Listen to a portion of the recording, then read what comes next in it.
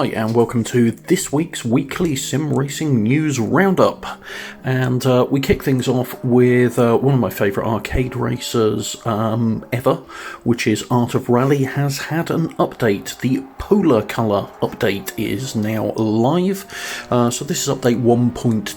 It's apparently been 6 months in the making and is basically full UI redesign. So it includes a dark mode, UI scaling, and a load of other stuff. There's also been some tweaks to the physics and various other bits and pieces, so I will leave a link down below to all of the info on this. But it's a great update for a great title. Honestly, if you haven't tried Art of Rally yet on PC, give it a go. And if you are on console, keep an eye out because it is coming to console and you definitely should pick it up. I cannot recommend Art of Rally strong enough. It's a great title. Moving on from that and onto Automobilista 2, and we're seeing yet more updates for Automobilista 2. Razer Studios are keeping them coming thick and fast. And one thing to note, if you've not picked up on Automobilista 2, it is on sale on Steam at the present moment as part of their summer sale. So well worth looking into if you haven't yet. This update tweaks a load of things, load of bug fixes, etc, but it also brings the seasonal foliage art pass to Imola. So as Razer did say when they released the big update a couple of weeks ago, they would be trickling out all of these seasonal foliage updates, so changing the scenery, trees, etc, depending on the season you're racing in. So another good one for Automobilista 2 there, a sim that keeps getting stronger and stronger. We then have news of a new arcade title coming out next year, 2022, called Heading Out, and this one looks really intriguing. I'm going to link to their website and also to a few other bits and pieces down below for them. It's kind of a narrative-driven muscle car journey through America. It's got a really interesting black and white aesthetic that looks incredibly good.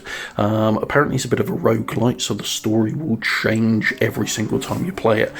Being honest, it's giving me massive Vanishing Point and the original Gone in 60 Seconds vibe to it. Looks really interesting, so this is one I'm going to be keeping an eye on. And hopefully when it drops next year it lives up to expectations, but it does look really, really good, what we've seen so far anyway. And then finally, rounding off this week, we have RaceRoom. And RaceRoom seem to be following in the tracks that Razer are doing with Automobilista 2, and that is releasing an update that, quite frankly, could almost be considered a new game in itself. So this update brings a variety of tweaks to the physics, replays, particle effects, so smoke, sparks have been added for various cars, exhaust fumes, etc, tweaks to the sounds, which have always been very good in RaceRoom. But the main thing this bit brings is a complete and utter overhaul to the force feedback system. And I do mean complete and utter. They've scrapped the old one and introduced a new, entirely physics-driven one. I've put together a separate video on this, so I will drop a link to that down below, along with the changelog for the update, etc. If you've not tried RaceRoom as well, you can try it for free. Its base content is free to play. I think you get access to about 5 tracks and a handful of cars that you can play around with.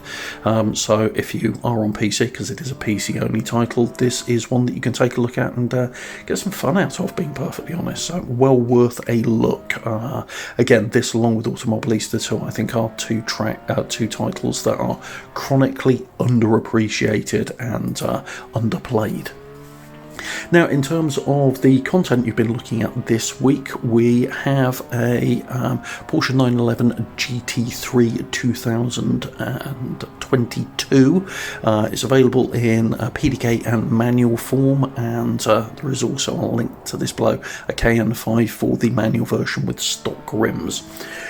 I'm not for a second going to say that this is the best mod around physics-wise, because quite frankly it's not.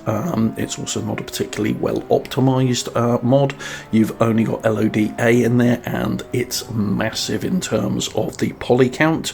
So it's a good one for driving around and cruising yourself, but you don't want to throw a full grid of these things in. Physics-wise, if you analyse it, you'll see the physics are ripped from other models, particularly the suspension side of things, and it's got far too much grip even on the street tyres, but it's a Porsche 911 GT3 2022. It looks great, so I had to include it, even if you just use it for a photo mode model more than anything else, but it's still quite fun to drive despite the high levels of grip.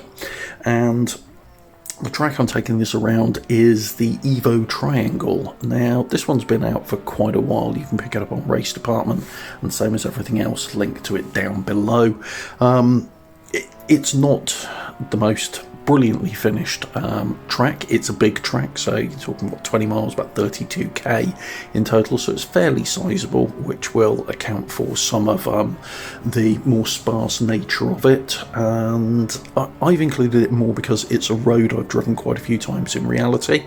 It's in one of my favourite parts of the world, Snowdonia National Park in North Wales, and it's a fairly accurate version of the Evo Triangle, so called because Evo magazine in the UK use it for a lot of their fast road tests, and once you've driven it you'll know why. It's a good little stretch of road to take a fast road car and stretch its legs.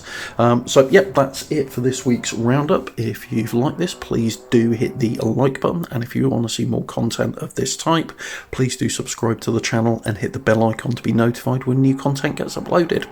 Thanks very much. Take care. Bye.